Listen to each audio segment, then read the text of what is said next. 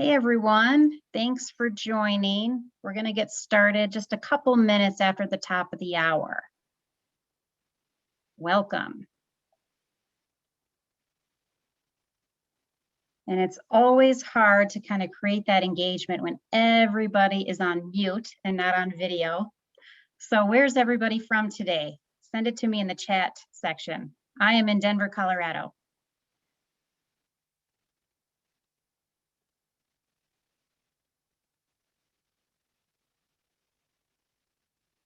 Phoenix, Arizona.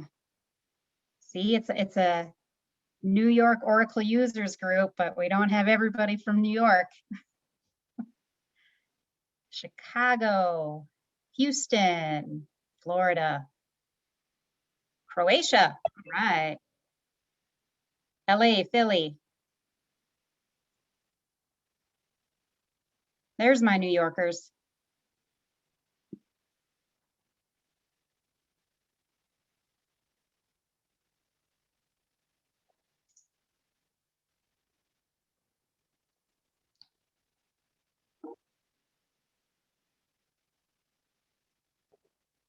All right, looks like people are rolling in here. We're just gonna give it another minute or so. I guess I'm a little early.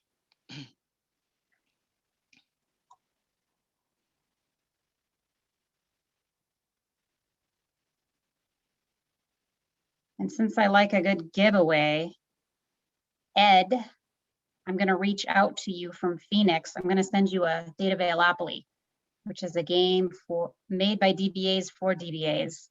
So look for something in the chat here a little bit after we get started, okay?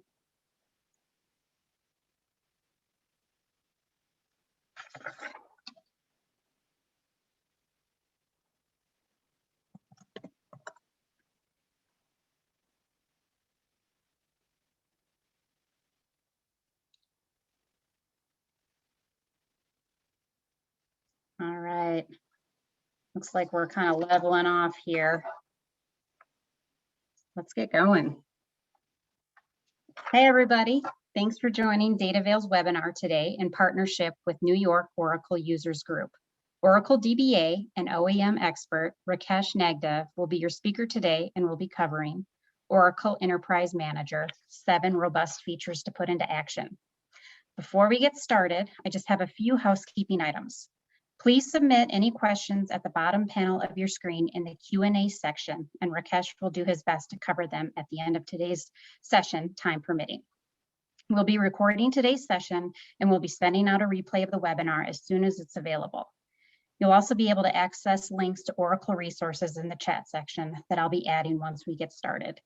That's all from me, Rakesh. Let's get started. Thanks, Jana. Hello, everyone. Welcome to this webinar on Oracle Enterprise Manager, 7 robust features to put in action. I would like to thank each one of you for taking time out of your busy schedule just to join us and talk about this presentation.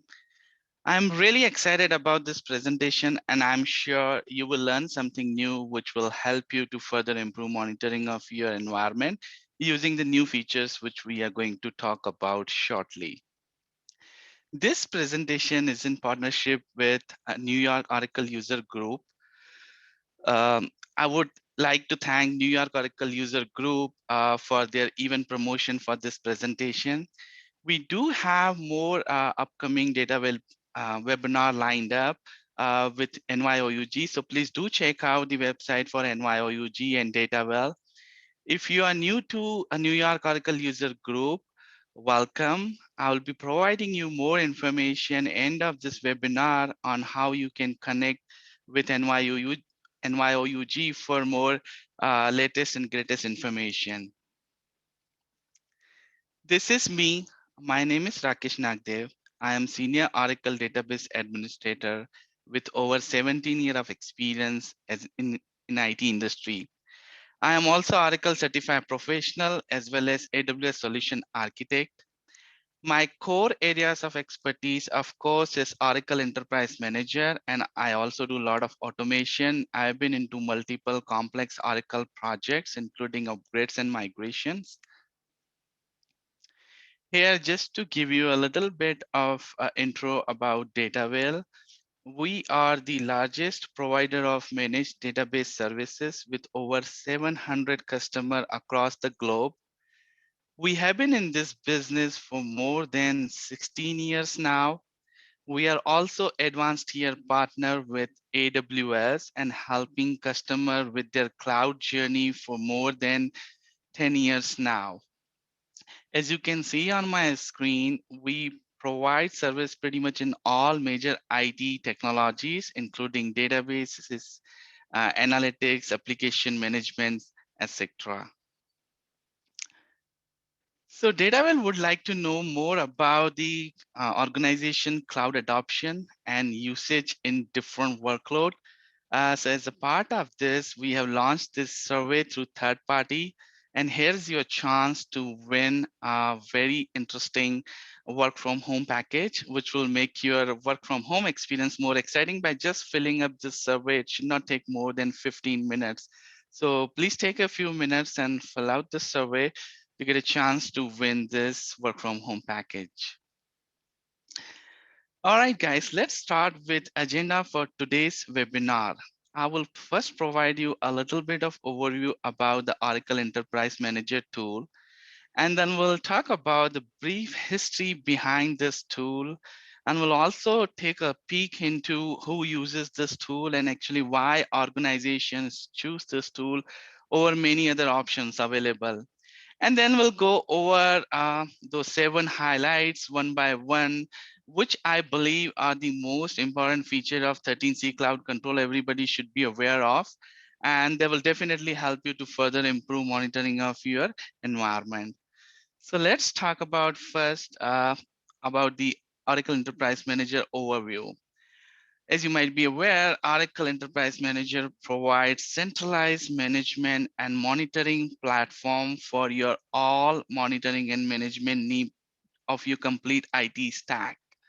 Not only databases, servers, you can pretty much monitor all different types of targets using this tool. It's basically a centralized web-based tool, and it works pretty well with non-Oracle targets as well. You can monitor your applications, middlewares, virtual infrastructure, and as the name suggests, it's a cloud control. So you can pretty much monitor all the targets on your cloud as well. By default, this tool has a lot of functionality. Oracle provides a lot of out-of-box metrics, which are more than sufficient to monitor and manage your medium to small to medium sized organization or environment. But yeah, if you always have an option to create your custom metrics if your requirement differs.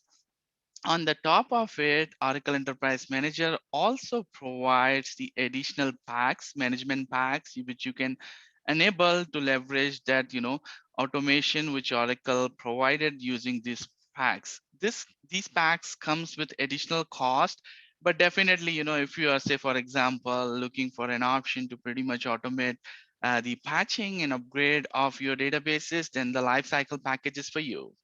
If you're looking an option to mask your data, redact it from the unauthorized user, then the data masking pack is for you. So yeah, those packs are very useful, but they come with additional cost.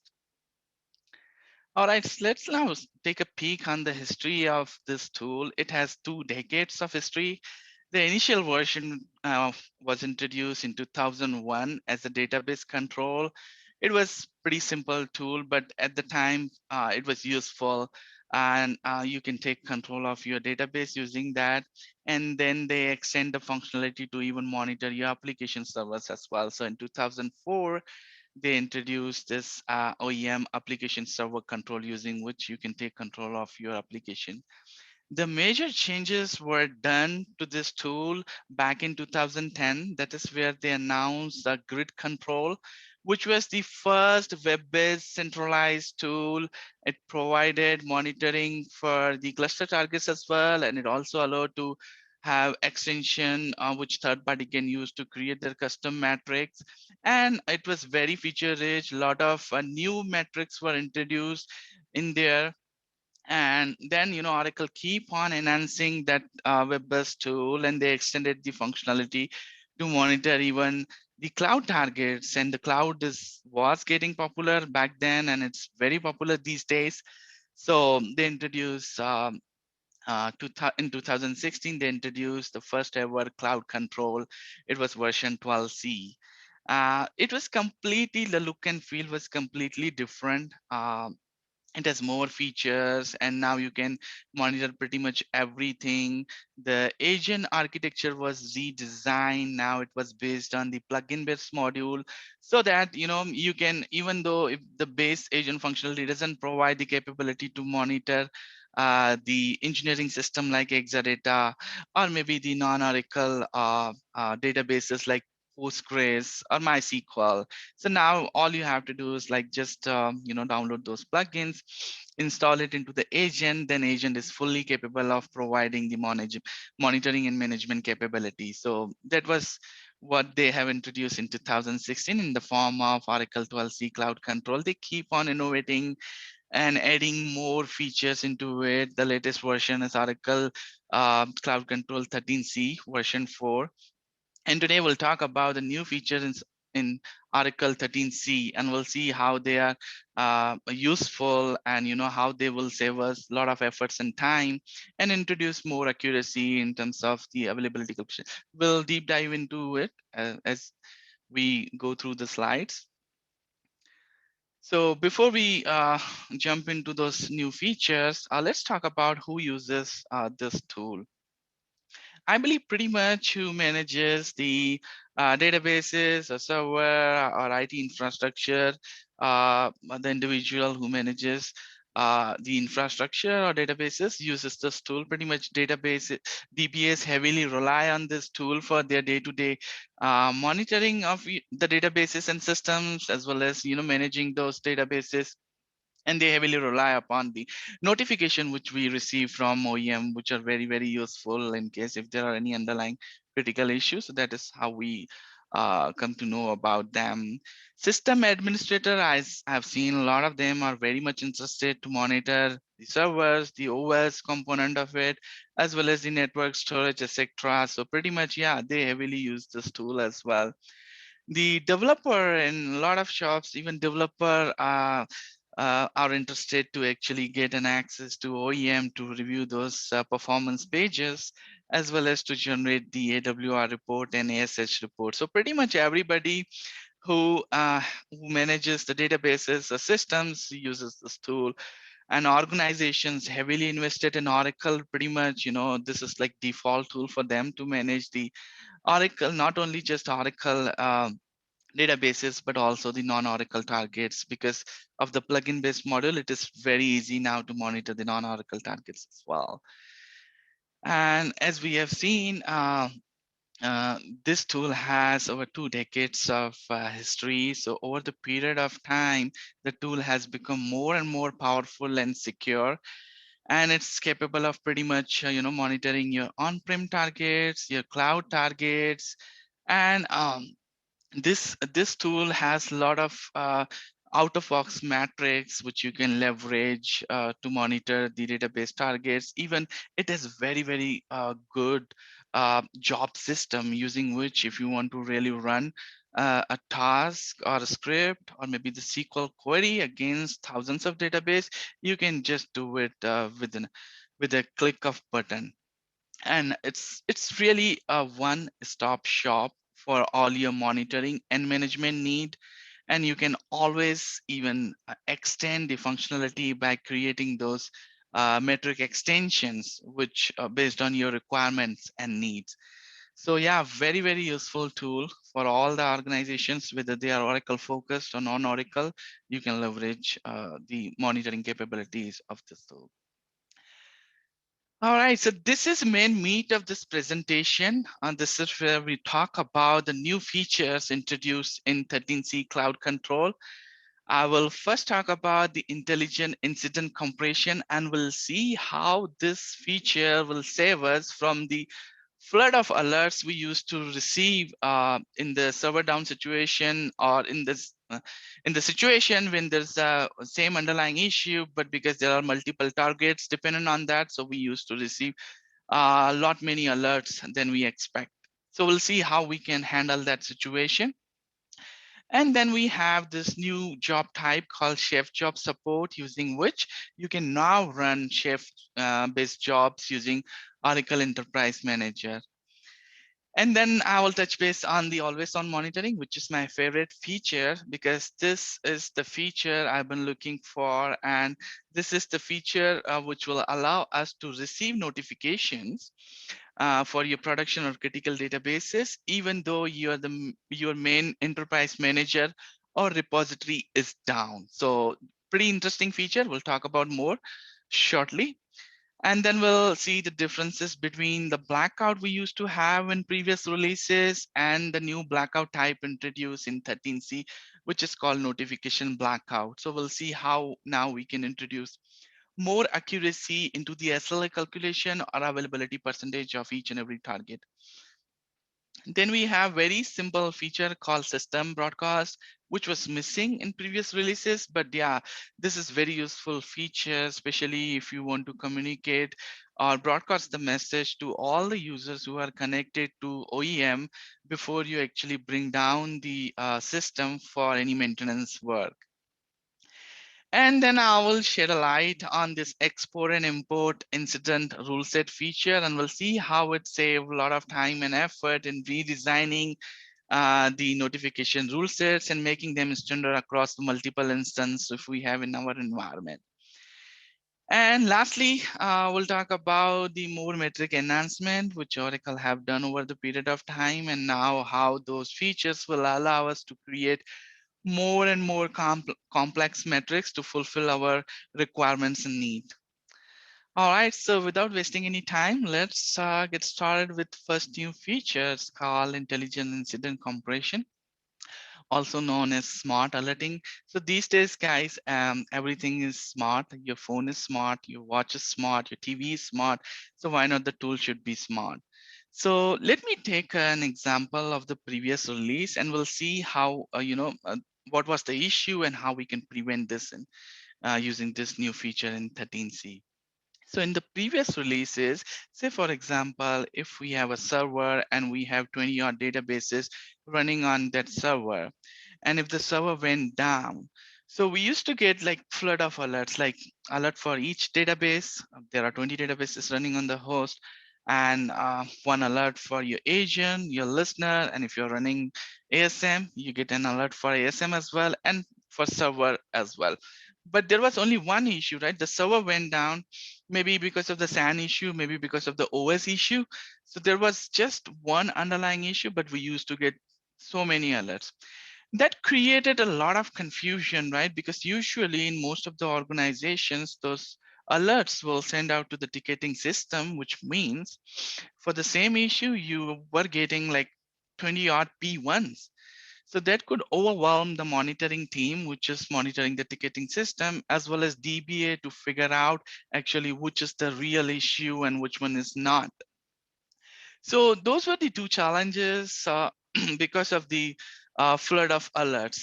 But in 13C now, the good news is we have intelligent incident compression. As the name suggests, we can now compress all those related events into one incident, and will then just create an incident rule, which is based on that incident which we have created, not on the event which generated because of the same underlying issue. There are a lot of criterias using which you can actually club or group those related events together into an incident. The one example is now um, the server down situation, right? So what we will do is like we will club all those events generated on the same host into one incident, and we'll just receive one email notification. The email notification will be clear enough. It will tell you that those 20 odd targets are impacted because of this issue, but there will be just one alert. So which is a lot of, which introduce a lot of efficiency in the way we used to receive those notification. And similarly, consider the next example of, having a development team doing some loading, and they are filling up like 10 or 20 table spaces at the same time for one database, right? So in the previous release, you'll get notification for each and every table space. But now if with this intelligent incident compression, if you club those related alert for the same target, then you will just receive one notification. So again, it's more efficient way of handling it. Just to give you an idea about how the criteria and the condition looks like, this is the one in action page where we are going to add the action to actually compress those related events based on the criteria we specify. So if you see here, all we are doing is we are creating an incident and we are asking Oracle Enterprise Manager to compress those events into that incident, which we are going to create based on this compress criteria. So here you can, it's a very feature rich. You can use the target. You can even compress the events based on the criteria. So the events, say for example, from the security and configuration will be clubbed together and you'll be notified with just a single incident notification. And you can, based on the event name also, you can club them together. It's very feature rich, and you can even club the targets of same ancestor type, maybe the same generic system type, right? So you have a lot more option, but here I'm just taking an example of compressing an event from all the targets hosted on the same host. So in the server down situation, this criteria will work.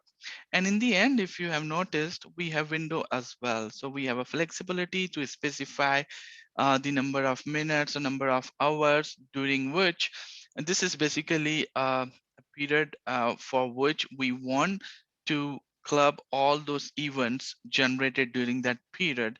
So in the case of server down situation, within 5 minutes, you will receive all those events will get generated.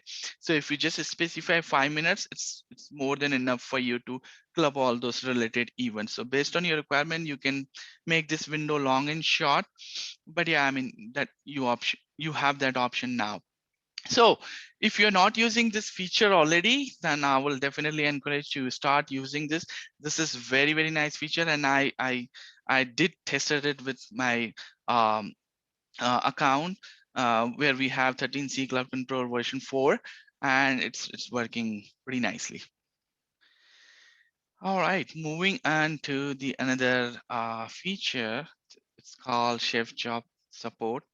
So with the cloud, what's getting is now is like we have to manage more and more server, and we are in a mixed environment. Like we need to manage the configuration on-prem. We also have to manage the configuration on cloud.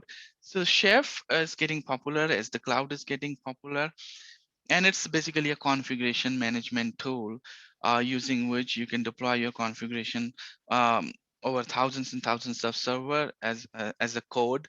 And with 13C new job type, you can now execute the chef job from your job system you have in the enterprise manager. There are chef is based on the cookbook and recipes. So cookbook is can have multiple recipes. Recipes your actual task, your main code that you want to execute. So say for example, you could have a cookbook to deploy development tools, including like Apache Web Server maybe, or maybe Java. So you have two recipes, one to install Java, another one to install Apache, and you combine those recipe into cookbook, and then you executed this cookbook against all the targets you have. So that way you just have to, create one job and execute against thousands and thousands of targets. But there's a requirement if you want to really run the chef job using OEM, then the chef must be running in solo mode. So let me spend a couple of minutes to explain what is that. Chef can be uh, can run in three ways. You can either utilize this as a service option from the cloud provider, or you can set up your own private chef server, which then talk to each and every agent installed on each and every box. or you could run Chef in the solo mode. Solo mode, as the name suggests, it's installed locally to each and every server. So to utilize the Chef or to execute the Chef from the enterprise manager, the Chef has to has running in the solo mode. So that is the first requirement. And you have two options to store the cookbook. You can store locally to the agent, or you can have in the software library, which Oracle Enterprise Manager already have. That is the best practice, to have the cookbook uploaded to the software library. So that way, you just have to maintain one copy of it, and you can run against number of targets you have configured in the OEM.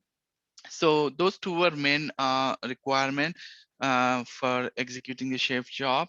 Now on my screen, like any other job in OEM, chef job has the same interface, and it accepts, couple of few parameters. The first one is where you specify the path to chef solo binary. And if you're not going to use the default configuration file, then you can always specify a path to non-default configuration file. And like I mentioned, you have two options. Either you have cookbook store locally to each server, or you can have them stored in the software library.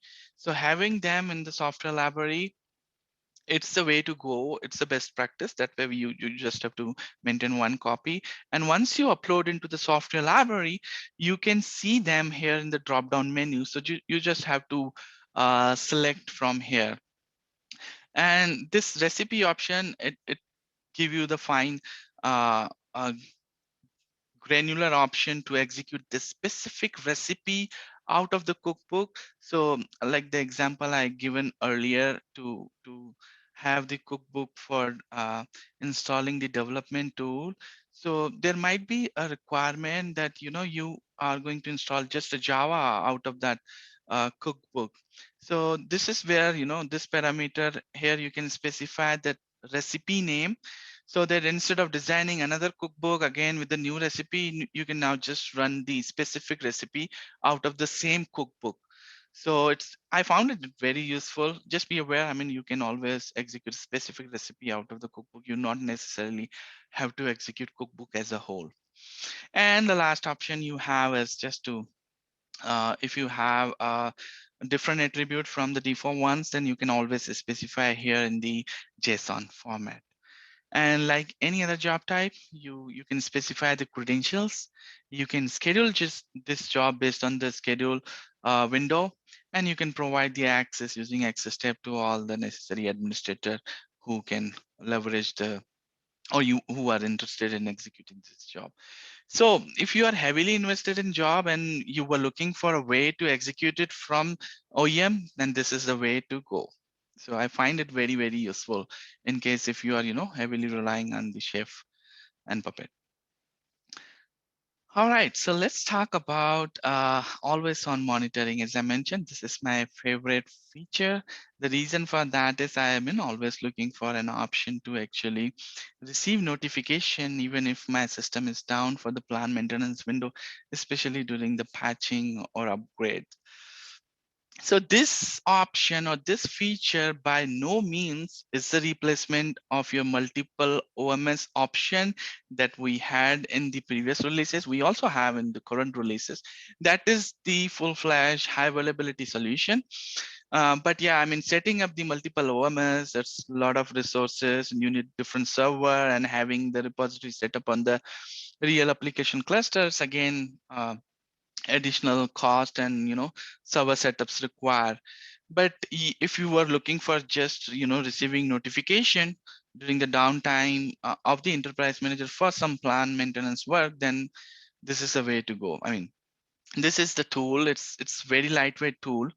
It comes with 13C cloud control binaries. It's around 100 MB in size.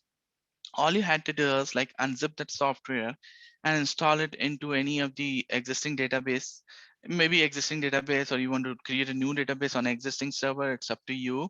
uh, it is no cost option. the only license you need is where you are host for the database, where you're hosting the repository, but you can always utilize the existing database, existing server. The reason, because this is very lightweight, it's not going to generate a lot of load in the database, and it's not going to consume a lot of resources. The way it works is, once you install it, once you create a schema into the database, which has to be, separate from the OMS or repository server. The reason for that is we are looking for high availability, right? That is the main reason we are using it. So it has to be, outside of your Oracle Enterprise Manager, but you can always have it in the existing database on the different server, so that way you don't have to pay any additional license, or maybe the existing new database on the existing server, that will also work. So the way it works is, once you install and it create the a schema in the always on repository, then it will keep on synchronizing the metadata from the main repository. It's not going to synchronize all the data which we have in the main repository, because it's a lightweight component and it's just for the notification.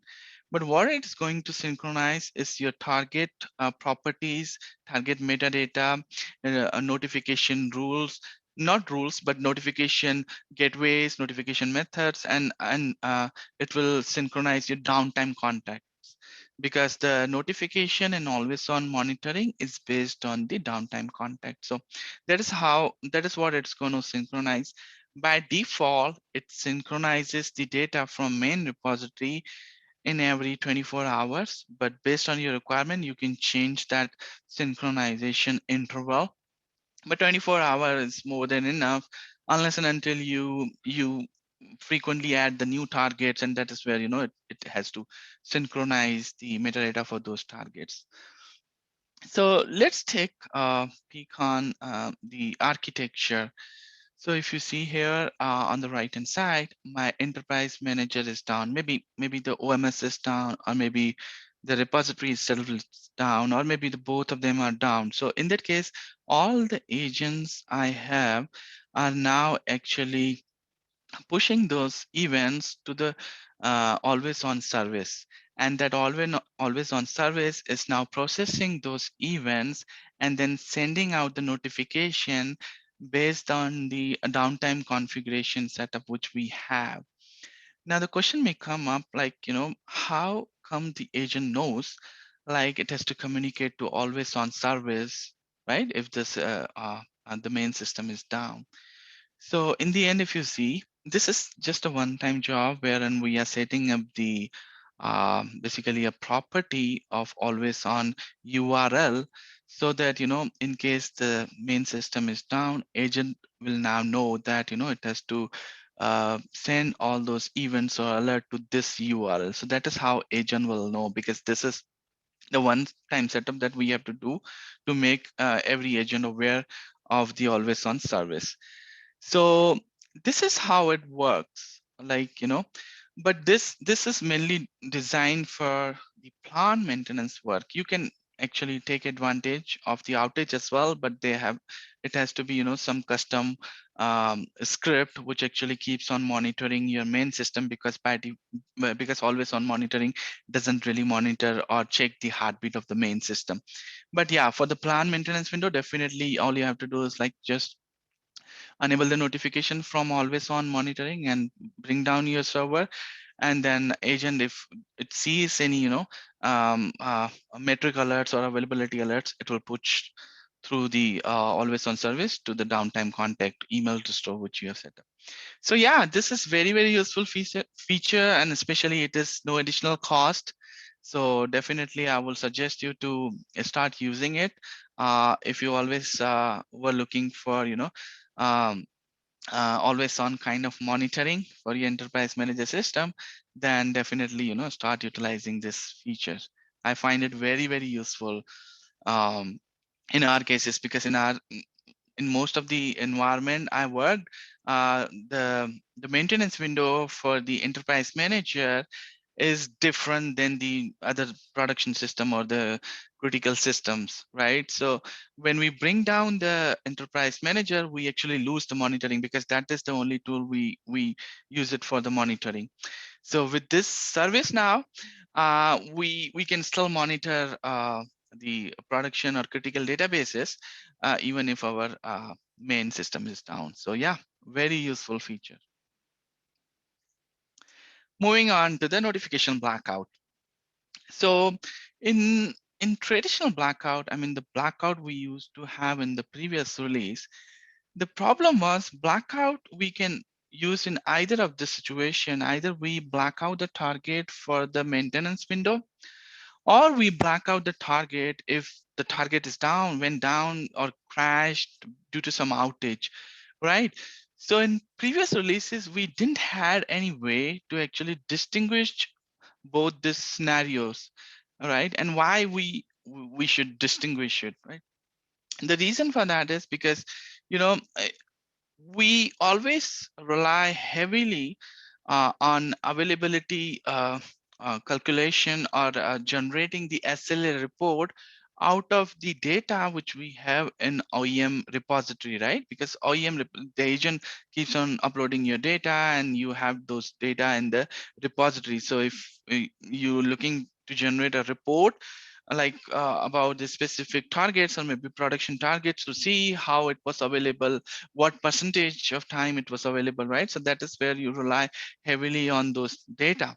But because we didn't have any option to distinguish those maintenance windows, so we were actually getting the inaccuracy of data because we didn't have any option to tell Oracle Enterprise Manager to consider the maintenance window duration or exclude the duration from the availability calculation. And while on the other hand, the duration where we had outage, it should be included in the availability calculation. So nevertheless, we have that option now. It's called notification blackout. So you can now actually distinguish between two types of blackout now. And the other difference between the traditional or the normal regular blackout and the notification blackout is in the normal blackout, when you set up the blackout, agent is not going to monitor any of the target unless you end the blackout, right? So it's not going to upload any of the data to repository. So that was with normal blackout, but with notification blackout, agent is still monitoring your targets, but the notifications will be suppressed. So that way, you know, you will have all those data in the repository, and you based on that, you can generate the report about the availability calculation. So as I mentioned, two notification blackout type. One is for maintenance, and another one is just called notification only notification blackout. So here's the screenshot of this new blackout type. So when you select the blackout, you will have two options. And one is you still have an option to select the normal blackout and another option to select the notification blackout. Under the notification blackout, you now can specify whether the duration for which you want to schedule this blackout, is it kind of an under maintenance blackout or is kind of like outage type of blackout. So here, if you see the description clearly, if you set up the blackout for the maintenance work, then the target downtime is excluded from the availability calculation. And that is what we want, because the maintenance is already planned. It's not really a downtime. It's been communicated to each and everybody, so everybody's aware. So it's not really downtime. So that's the reason, you know, the target downtime is excluded from the availability calculation. On the other hand, if the target is down because of some underlying issue, or maybe due to some non-maintenance work, then that duration should be considered in the availability calculation. And that is what we can select here. So now you can see we have two options. We can distinguish and we can introduce more accuracy in the availability calculation. And there is another interesting blackout type for which I didn't find much information, but this feature or blackout type, I found it very, very interesting.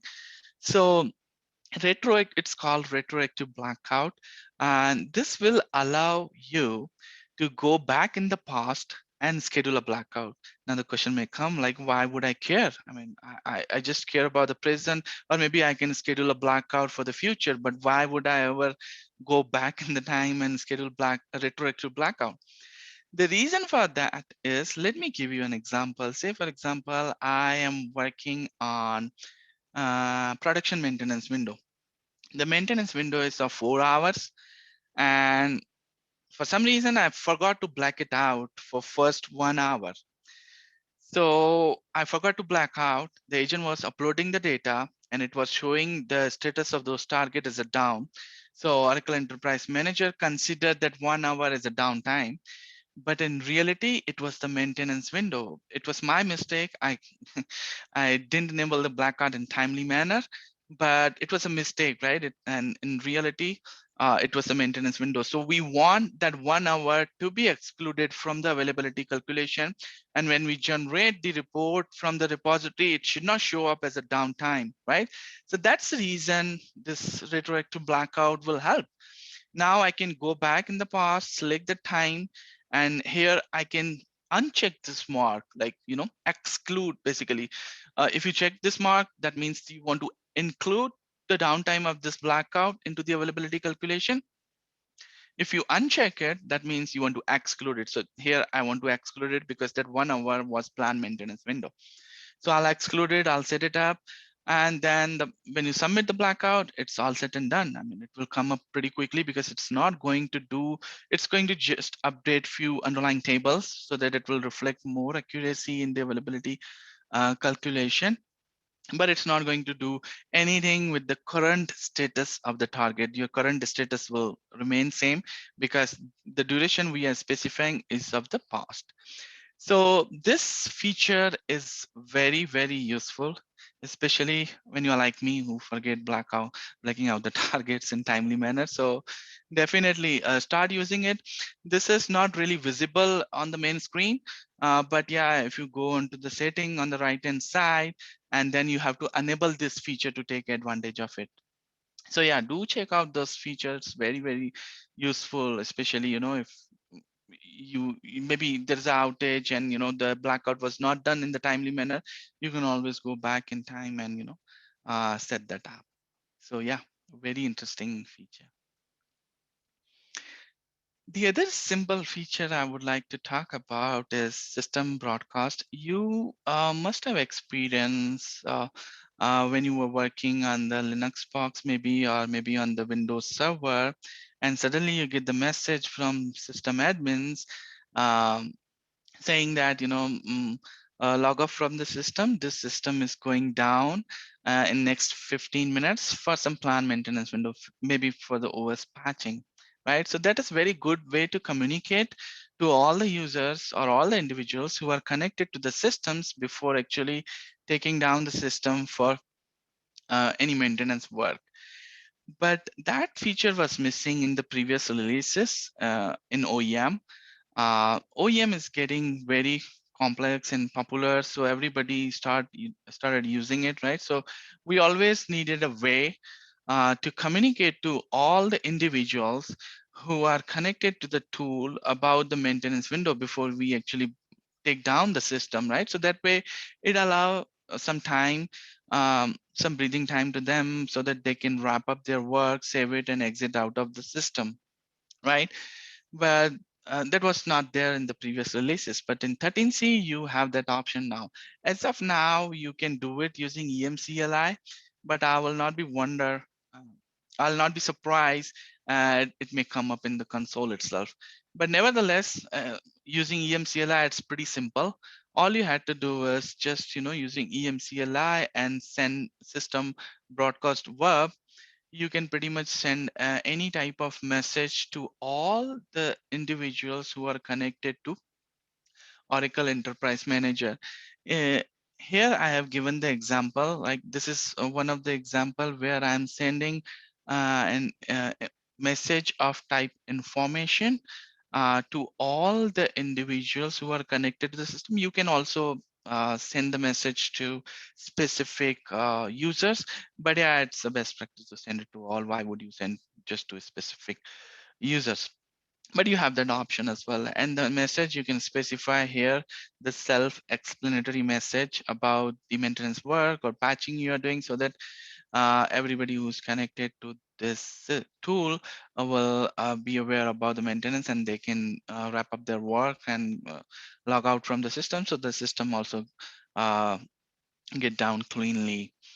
And as a user or administrator of this tool, you have an option to actually specify the preference, whether you are interested to receive all those messages which super admin is sending it to you. So maybe you are just interested in the critical messages, or maybe the informational messages, right? So here you specify about your preferences, and you you also have option to, so basically when this super admin sends the message, it will appear as a dialog box on the top right hand side, and you can close it manually, or you can specify here the number of seconds after which the message get disappear automatically. So kind of you have some control over what type of message you are interested to receive, and whether you want to close it yourself, or you want it to be disappear automatically. So you have that option.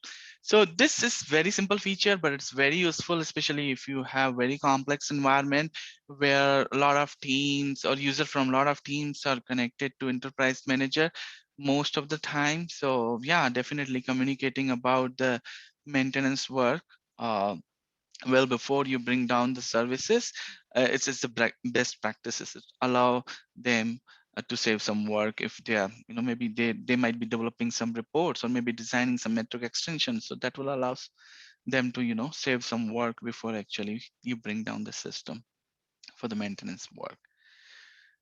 All right, moving on to the other new feature, which I wish I could had in my 12C. Last year, I was working on this project of consolidating 4 different instances of 12C cloud control into one 13C cloud control. Uh, Apart from the notification rule sets, everything was simple. Like I could just go ahead and export and import the template collection. I can redesign the um, administration group pretty easily and migrate the targets, right? But I didn't have any option to actually export and import the notification rules. The reason for that is in my case, because I have 4 different instances and I over probably 15 notification rule sets. And those were very complex, designed based on the different life cycles of the targets, as well as a lot of specific metrics were um, specified in the individual rules, and there were a lot of different rules for different teams. So those are very complex, and redesigning them like takes forever. So I wish I could have that option previously, but nevertheless, this option is very useful, and it is there now in 13C, using which you can just select notification rule sets, just click on the button, it will dump the data into XML file, which you can use and import into the uh, other system, maybe other instances of 13C. And the other benefits of this is like you can always schedule export of the rule sets as a form of backup, right? In case if you lose that, you can always revert it back from the XML file. And maybe you might have multiple instances of Oracle Enterprise Manager running, maybe a development instance or one instance for QA environment, or maybe UAT, and then you have production, right? So you might be designing the notification rule sets in development instance, right? So now you don't have to redesign it. You just can export the notification rule sets from the development instance, then import it into the QA, UAT, and then production. So pretty much you're just maintaining one copy and easily, exporting and importing this to other instances. Or you might have multiple instances of production Oracle Enterprise, maybe one per data center, right? So, and you are looking for an option to standardize the notification rule sets, right? So you design in one instance and you just export and import into all other instances. So they are consistent, and that way you are saving a lot of time and effort in designing those again and again. So yeah, this feature was very much missed in the previous releases, But yeah, take advantage of this. This is something you're not going to use on day-to-day basis, but be aware. I mean, in cases where you want to replicate the notification rule sets, definitely take advantage of this feature. It's just a simple feature, like you select the rule sets, just click on the export button, and then it create the XML file, like I mentioned, and then just import into the other instance. So very useful feature to have. All right, so last but not least, as I mentioned, Oracle keep enhancing or introducing more and more metrics, and now you can create metric extension on lot of new targets type, including the engineering system like Exadatas. You can even create metric extension for the Siebel component or maybe IBM WebSphere and Oracle Business Intelligence component. So basically, we did have that option in previous releases. It's called like user-defined metrics, but that was with limited functionality, and that was for pretty much well-known target types, maybe the databases and servers, etc. But now you have full-fledged metric for the magnitude of target types, like I just mentioned. And you can now basically create more complex metric extension. You can introduce the complex expression, arithmetic operation. You can even drive the value of metric extension based on the multiple columns. And on the top of it, you can now design the metric extension for your container databases as well. You have the additional property in 13C where you can specify the scope of metric extension you're designing, whether you are designing this metric extension for container databases, non-container databases, maybe for cluster databases, or maybe metric extension might be for the standby databases. So yeah, you have that option. You can specify, and then once you deploy that metrics, it will be available to only those target type which you specify in the scope. The designing or developing steps are pretty much same as it used to be in the previous releases. So first, you will start developing the metric extension using any of the programming language, including PL SQL. You can use SQL as well, the Bash, or any of the Perl script. And then you test out that metric extension against the target type for which you designed this metric extension. And if you see the expected results, then you're going to deploy that metric extension so that it will be available on all the targets of that target type. And then you can start using them in the templates, and you can start using them in the notification rules. So yeah, it's very useful. I mean, you can always extend the functionality of Enterprise Manager, even though the default out-of-box metric collection is more than enough to monitor small to mid-size organization, but you can always extend the functionality by creating the metric extension or leveraging those management packs, which we discussed earlier. All right, again, just a reminder, please do take a few moments to fill out this survey, and you could get a chance to win this very interesting work from home package, which will make your work from home experience very exciting. And as I mentioned earlier, uh, these are the ways you can connect to NYOUG, New York Oracle user group, pretty much on all major social medias. And here is also a link to connect to Oracle user group community as well. So thank you so much for your time today. And I will now open this forum for any questions you might have for me. Thanks, Rakesh. And just as a reminder, please submit your Q&A down in the bottom panel there. Looks like we have a couple in, but before we get started, I just wanted to bring it to your attention. Somebody had told me the survey wasn't quite working. Just so everybody knows, we do this survey through a third-party independent surveyor called Tech Validate.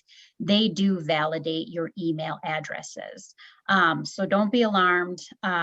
It'll probably come through later today or tomorrow. But if you have any concerns, maybe that your survey didn't go through, go ahead and send me an email. And I can look into it for you. My email is jenna.starmer@datavail.com, and I'll make sure it comes through. All right, looks like we've got some Q&A, Rakesh, so if you want to take a peek there. Sure. So the first question is, what was the name of file for always on monitoring? So always on monitoring is referred by EMS. So if you go into the middleware directory, I believe there's the EMS folder and you'll see the zip file there. And then you unzip it, and then using EMS configuration assistant, you can pretty much configure it. It will ask you like a bunch of questions regarding the repository connection string and the schema that will host the always on monitoring. So yeah, it is there in the EMS folder under the middleware directory. All right, and the other question I got is, does this feature system broadcast only send to connected user, or can you send it to all OEM user? So basically, sending them to all the users doesn't make much sense, because basically the users who are connected, we need to notify them because we are now taking the system down for the maintenance work. So it will send this message to all the users who are connected. And the users who are not connected and they will try to connect to the tool, then definitely they will get an error message saying the tool is down. So yeah.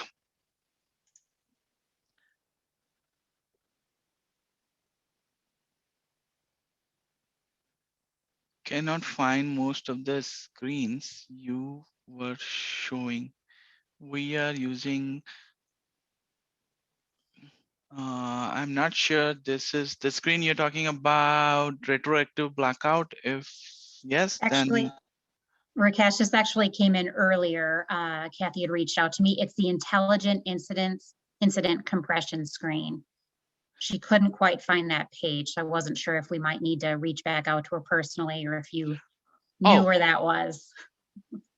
Yeah, so intelligent incident compression. So when you create the rule set and then you create a rule, in that rule, when you come to the action page, that is where, when you click on create incident, that is when, this option will get pop up. So once you click on the create incident, you will see that option. It will allow you, because we are going to create an incident and compress those events together into one incident. So you have to check that create incident option, and then you will see that intelligent incident compression option. Looks like Zane might be sending an answer here. He's working on it. Zane is our other Oracle expert in the room helping us out here. So I see he's typing. So let's give him a minute before we shut down. We still got a few minutes. So go ahead and send in any questions you may have for Rakesh while we're still on. Yeah, I was just typing out where I was actually just suggesting it for another client of ours, but I can't cut and paste the screen for the client because it's like that client specific data. But it is under the, it's under the specific rule set, and it's under the actions for the rule set. I'll try and explain. So yeah, I mean, these option, the compress event into incident, this will only appear once you click this create incident box. So that is where, those appear. If you don't click this, you won't be able to see this compression details. So yeah, that might be the reason, you were unable to see on the screen.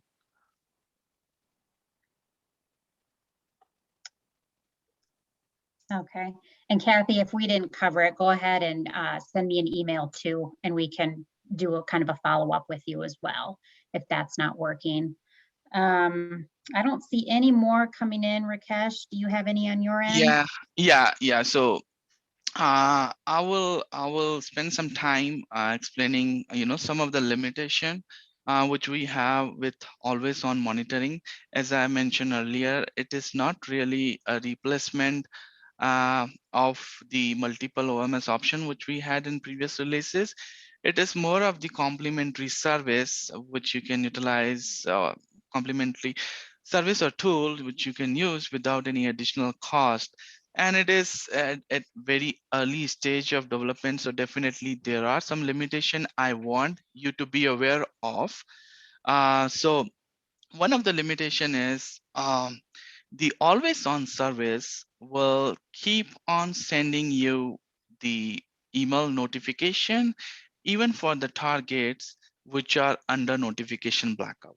I mentioned under notification blackout because in basically always on service doesn't know about the status of blackout status of the target, right? So it doesn't honor. So all and in the notification blackout, as we discussed, agent will keep on uploading those events to the always on monitoring if the main system is down, and that is where always on monitoring will keep on sending the alerts.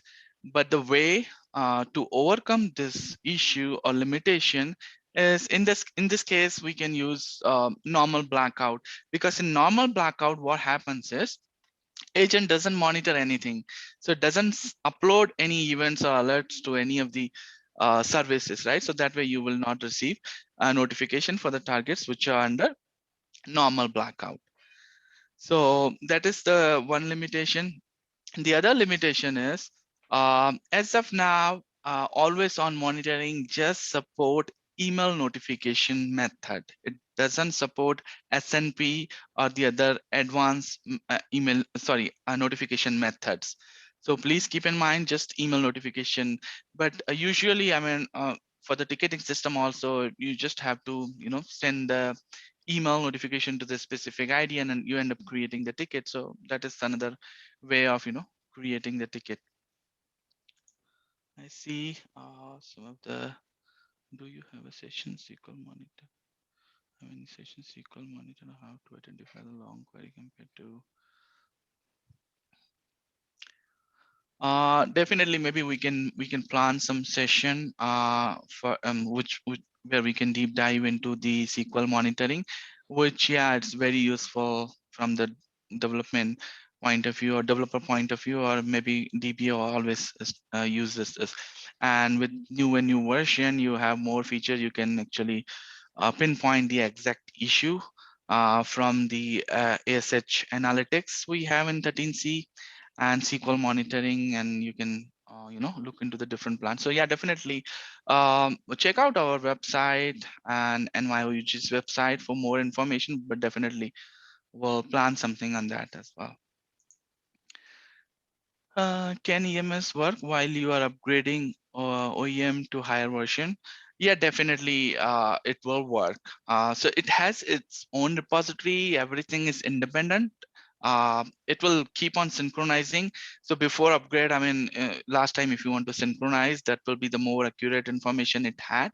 But yeah, you can pretty much enable the notification, and then you upgrade your system, and then you can just disable the notification, and then the new system will be up and running. Yeah, so that is the main reason Oracle introduced this service for the plan maintenance work, whether it's patching, whether it is upgrades. Yeah, you can utilize the service.